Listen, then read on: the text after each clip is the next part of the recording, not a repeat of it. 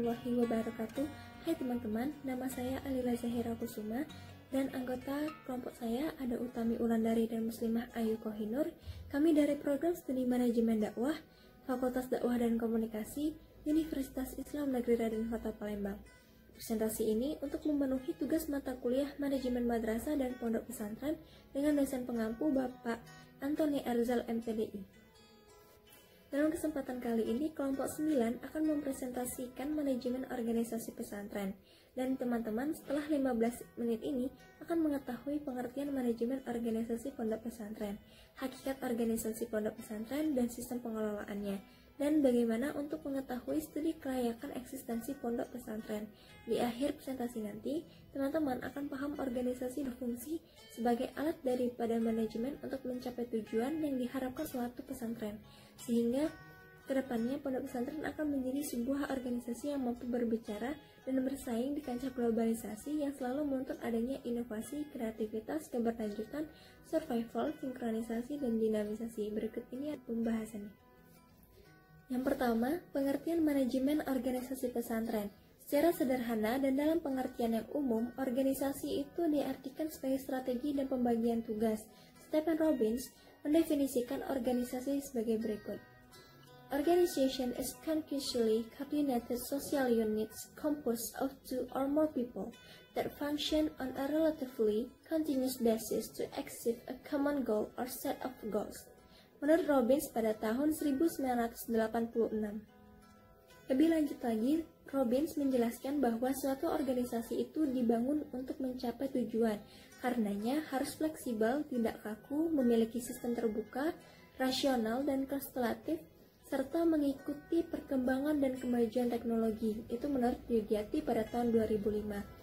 Menurutnya, organisasi itu memiliki paling tidak 4 pilar. Yang pertama, ada organisasi sebagai sistem. Yang kedua, adanya pola aktivitas.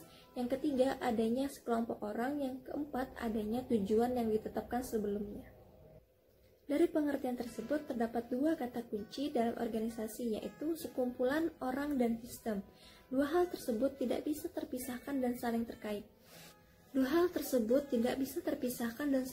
Satu sama lain. Artinya, tidak bisa dikatakan organisasi itu jika hanya ada sekumpulan orang tanpa adanya sistem yang mengatur.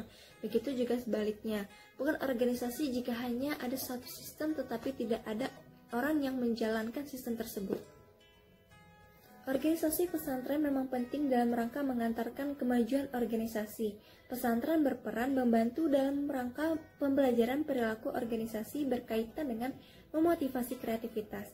Dengan demikian, manajemen pendidikan merupakan faktor yang dominan dalam kerangka kemajuan suatu bangsa. Memasuki era globalisasi saat ini, keberadaan pondok pesantren sebagai lembaga pendidikan Islam tertua di negeri ini tentu harus dikelola atau dimanage dengan lebih profesional jika tidak ingin ditinggalkan masyarakat sebagai stakeholder. Arus global saat ini itu menjadikan dunia informasi dan pengetahuan semakin mudah diakses masyarakat. Untuk tidak menaruh kemungkinan pondok pesantren yang dulu dijadikan pusat kajian keislaman dan pengalamannya sekaligus pada saatnya menjadi tidak diminati dan ditinggalkan masyarakat untuk pengguna jasa. Hal ini beralasan karena kecenderungan masyarakat saat ini dalam mengkaji, memahami, dan mengamalkan ajaran keagamaan. Menurut Handoko pada tahun 1999, urgensi pengembangan manajemen bagi sebuah organisasi itu termasuk juga untuk pondok pesantren, yaitu yang pertama, untuk mempermudah organisasi mencapai tujuan yang diharapkannya.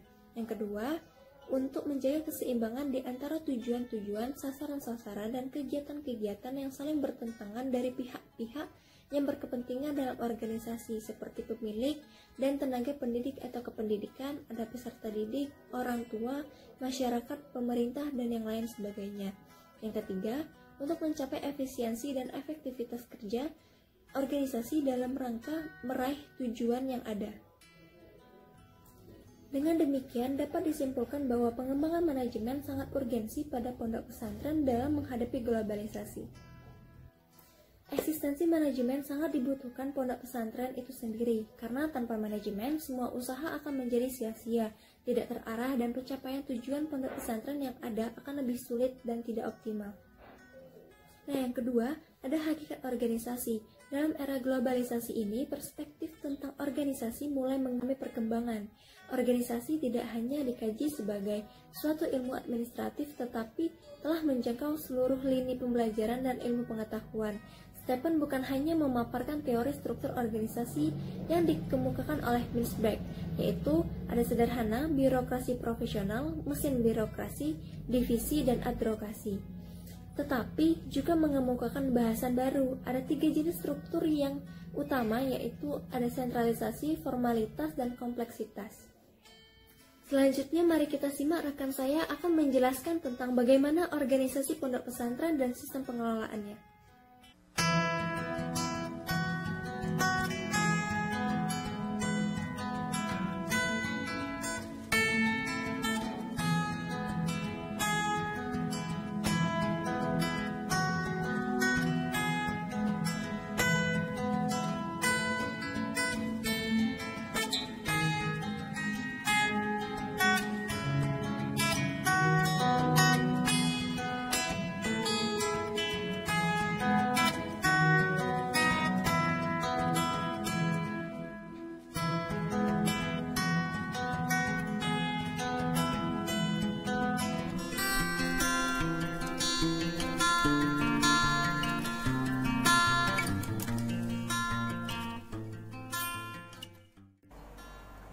Menakar eksistensi pondok pesantren. Untuk mewujudkan harapan bahwa pondok pesantren menjadi alternatif tempat pendidikan masyarakat dunia, maka para pengelola pondok pesantren harus mau menakar akan eksistensi pada pondok pesantrennya. Untuk itu, visi, misi, tujuan, dan nilai-nilai pada pondok pesantren harus dicanangkan guna memperjelas arah mana yang akan dituju pada pondok pesantren tersebut. Yang pertama yaitu tentang visi. Visi ini mengisyaratkan tujuan puncak pada sebuah institusi. Isinya yaitu sederhana tetapi membangun semangat agar pondok pesantren saat ini memberi manfaat bagi masyarakat dunia. Yang kedua yaitu tentang misi. Misi sangat berkaitan dengan visi, yaitu memberi arahan yang jelas ke dalam langkah-langkah penting yang dibutuhkan dalam memanfaatkan peluang yang ada di dalam sebuah institusi. Maka dari itu, pengelola pondok pesantren harus berhati-hati dalam mengembangkan misinya. Ketiga yaitu tentang nilai-nilai. Nilai-nilai merupakan prinsip-prinsip yang menjadi dasar operasi dalam mencapai visi dan misinya. Nilai-nilai tersebut mengekspresikan tentang kepercayaan dan cita-cita dalam sebuah institusi. Yang keempat yaitu tentang tujuan. Setelah visi, misi, dan nilai telah ditetapkan, maka ketiganya harus diterjemahkan ke dalam tujuan-tujuan yang harus dicapai. Diekspresikan ke dalam metode, sehingga hasil akhirnya dapat dievaluasi di dalam metode tersebut. Poin selanjutnya yaitu tentang pentingnya studi kelayakan. Studi kelayakan bertujuan secara objektif dan rasional mengungkap kekuatan dan kelemahan serta peluang dan ancaman di dalam bisnis yang ada. Untuk itu, para pengelola pondok pesantren tentu sangat penting dalam melakukan studi kelayakan ini untuk mengetahui studi kelayakan pondok pesantren tersebut, yaitu dengan menggunakan analisis SWOT. Strategi ini harus dikembangkan dalam berbagai metode yang memungkinkan pondok pesantren mampu mempertahankan diri dalam menghadapi kompetisi. Sekian pemaparan dari kelompok kami. Lebih dan kurangnya kami mohon maaf. Kepada Allah kami mohon ampun. Jangan lupa like, subscribe, dan komen ya.